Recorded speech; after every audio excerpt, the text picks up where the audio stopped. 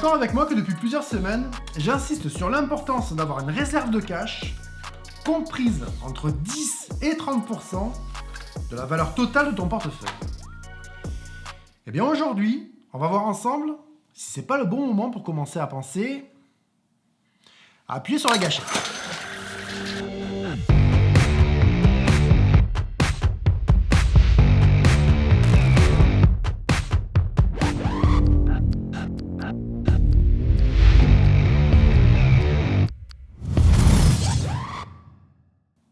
Salut les amis, toujours un vrai plaisir de vous retrouver. Alors, je sais pas si tu as remarqué, mais dans les toutes premières secondes de la vidéo, je t'ai mis une phrase de Benjamin Graham. Non? Ça te dit rien, tu l'as pas vu? Alors attends, si tu l'as pas vu, ça vaut le coup qu'on prenne 2 petites secondes pour revenir en arrière parce que ça va m'aider à planter le décor pour le reste de la vidéo. Non... Attends, non... Voilà, c'est juste là. Cette phrase dit en français dans le texte qu'un investisseur intelligent est un réaliste qui vend à des optimistes et qui achète aux pessimistes. Et Benjamin Graham dit aussi dans son livre The Intelligent Investor une chose tellement vraie que malheureusement beaucoup d'investisseurs débutants ne comprennent pas. C'est qu'une action devient bien plus risquée lorsque son prix augmente et bien moins lorsqu'il chute. C'est totalement d'actualité. Et ce livre est un classique et qui a d'ailleurs inspiré Warren Buffett lorsqu'il a lu à l'âge de 19 ans. Et c'est probablement ce livre qui a fait de lui ce qu'il est devenu aujourd'hui. Alors, si toi aussi tu veux avoir la bonne approche pour maximiser tes retours en bourse, déjà, continue par regarder mes vidéos et n'hésite pas à aller cliquer dans le lien juste en bas dans la description pour aller t'offrir ce livre qui te sera forcément très utile et qui te permettra aussi par la même occasion d'occuper tes week-ends et tes longues soirées de couvre-feu. Alors, si j'ai décidé de partager avec toi ces phrases de Benjamin Graham, c'est justement pour insister sur l'importance de prendre chaque baisse, correction ou même bear market comme une opportunité exceptionnelle pour construire sur du long terme un portefeuille qui fera de toi un homme plus heureux, plus libre, car forcément plus fortuné. Mais aussi pour faire passer le message que sur du court terme, peu importe que ton portefeuille soit dans le rouge de 5, 10 ou même 20%. Du moment, bien évidemment, que tu sois investi dans de bons business. Et pour te rassurer, dis-toi que le portefeuille public, lui aussi, n'a pas été épargné par la baisse qu'on a tous traversée. Puisque comme tu peux le voir, la semaine dernière, au plus fort de la correction, son niveau est retombé à celui qu'il avait en décembre dernier. Principalement dû à la position Tesla, qui pesait quasiment 100 000 $ et qui en vaut plus que 84 000 au moment où j'enregistre. Alors, il est évident que le niveau de volatilité des marchés a pas mal augmenté ces dernières semaines. Et pour s'en rendre compte, il suffit d'aller jeter un œil au VIX, qui est l'indice qui traque justement cette volatilité. Et on voit clairement que sur les derniers mois, la tendance est bien à la hausse. Alors rassure-toi, on est loin d'avoir atteint les niveaux de l'année dernière à la même époque, mais une envolée de cette courbe indiquerait davantage de journées rouges sur les marchés. Et aujourd'hui, personne n'est capable de savoir où sera le S&P, le Nasdaq et le Dow dans les 6 prochains mois. Et honnêtement, même dans les 6 prochains jours. On en a eu l'exemple cette semaine. Quoi qu'il en soit, une chose est sûre, c'est qu'une certaine catégorie d'actions se sont fait littéralement détruire lors de cette dernière baisse. Et je sais que certaines d'entre elles sont déjà sur vos portefeuilles ou sur vos watchlists. Alors, j'ai décidé d'en retenir 3 qui ont déjà vu leur prix chuter d'au moins 20% et je me suis dit que ça serait une bonne idée de faire le point sur chacune d'elles. Je vais partager avec toi mon avis et te dire si personnellement je suis intéressé d'ouvrir une position. Et si oui, à quel prix. Une vidéo qui mérite bien que tu lui éclates un bon gros like.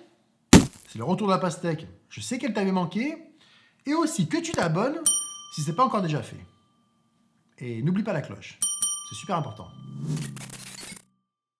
La première action de la liste est NIO, ce constructeur de véhicules électriques que beaucoup considèrent comme le Tesla chinois.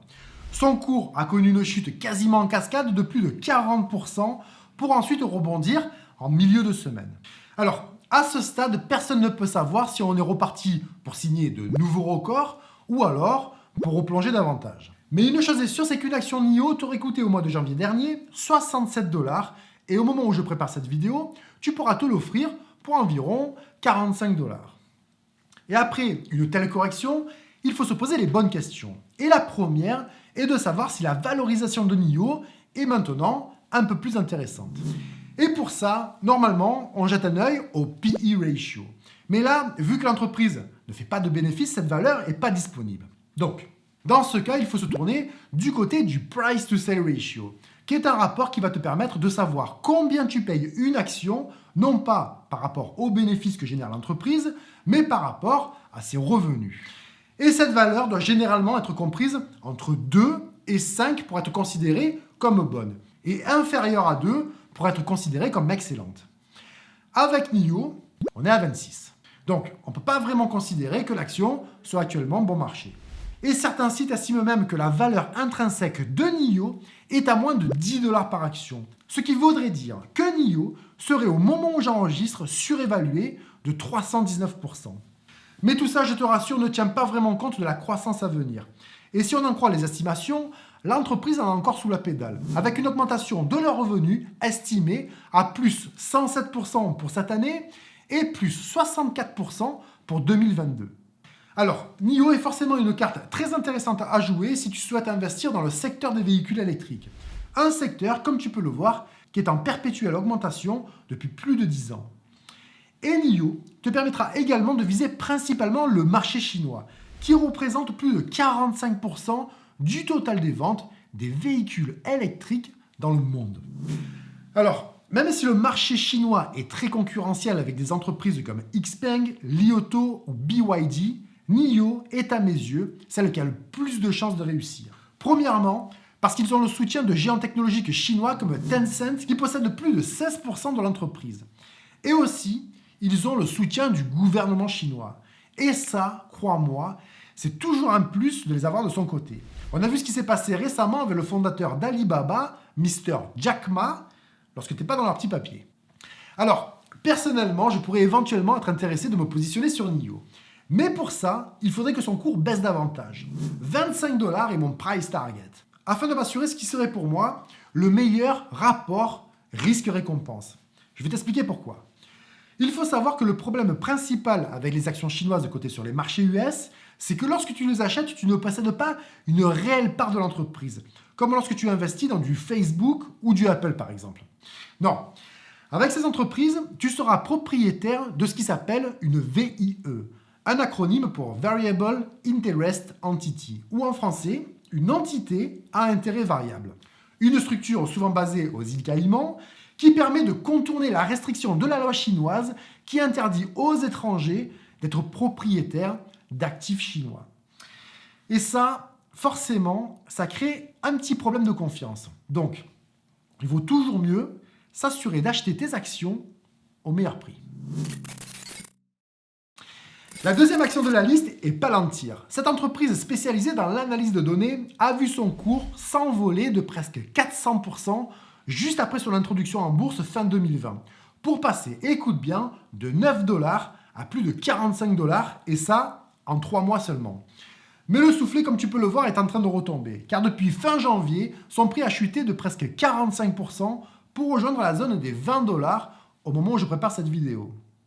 Cette entreprise, au business model pas des plus faciles à comprendre, je dois te l'avouer, a 2 produits phares. Ils ont Palantir Gotham et Palantir Foundry. Palantir Gotham, qui est leur service d'analyse de données et de lutte antiterroriste, qui a eu au passage comme seul et unique client pendant des années la CIA, avant que la NSA et le FBI viennent rejoindre la liste, a pour objectif principal de collecter sur le web les informations suspectes ou inhabituelles afin de débusquer et traquer tous les méchants sur Terre. Tout ça, tu es d'accord avec moi, ressemble à un organisme tout droit sorti du dernier James Bond. Mais attends, c'est pas fini. Puisque Gotham aurait été aussi largement utilisé pour aider les forces américaines sur des conflits comme en Irak ou en Afghanistan, et d'après certaines sources, leur technologie aurait aidé en 2011 à trouver et neutraliser l'ennemi public numéro 1 de l'époque. Tu vois de qui je parle.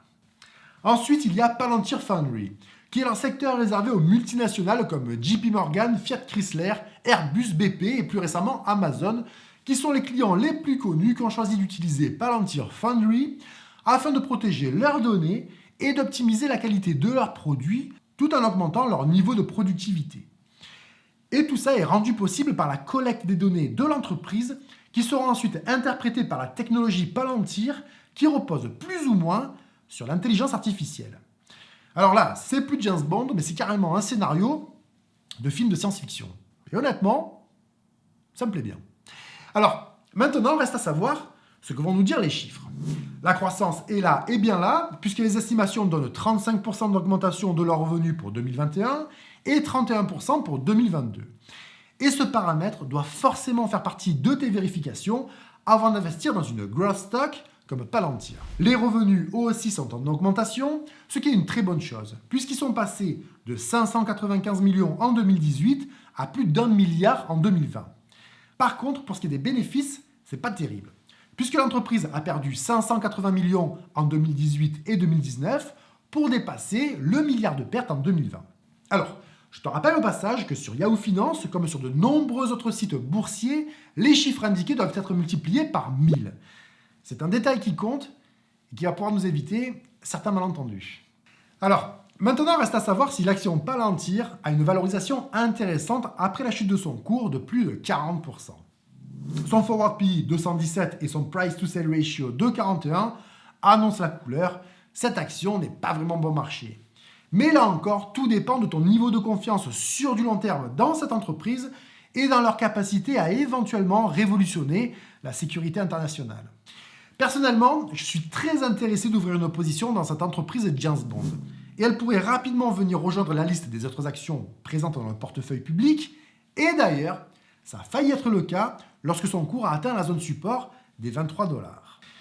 Mais j'ai préféré prendre le risque d'attendre pour éventuellement voir son prix passer sous la barre des 20 $.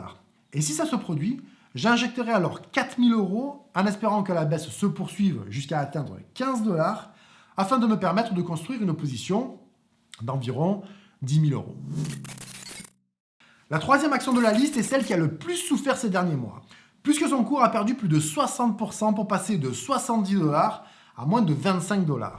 Lucid Motors, ou plutôt Churchill Capital. Puisque ce nouveau constructeur de véhicules électriques américain, Lucid, a choisi la voie du SPAC pour pouvoir être coté sur les marchés.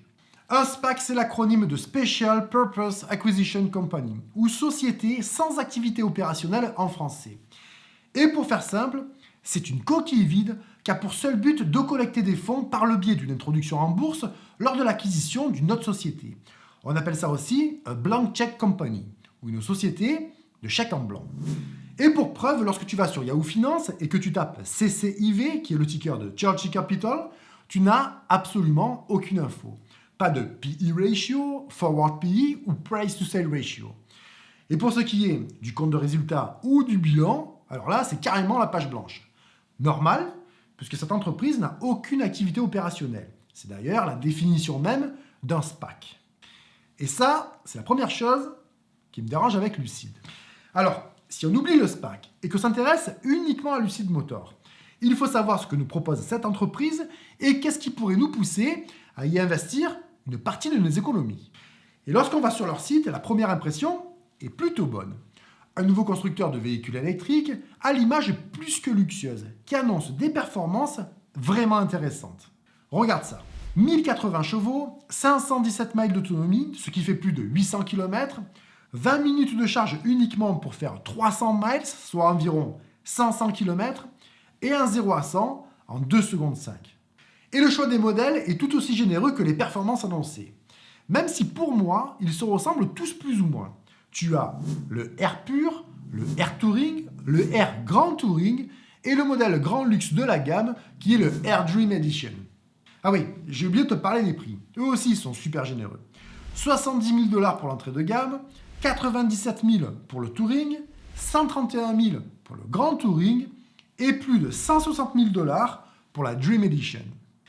Alors, tout ça c'est bien beau, mais il faut quand même savoir que la production n'a pas encore débuté. Elle était initialement prévue de commencer au printemps 2021, mais le CEO de Lucid Motors lui-même a annoncé son report à la deuxième partie de l'année, a priori dû aux complications rencontrées à cause de la crise sanitaire.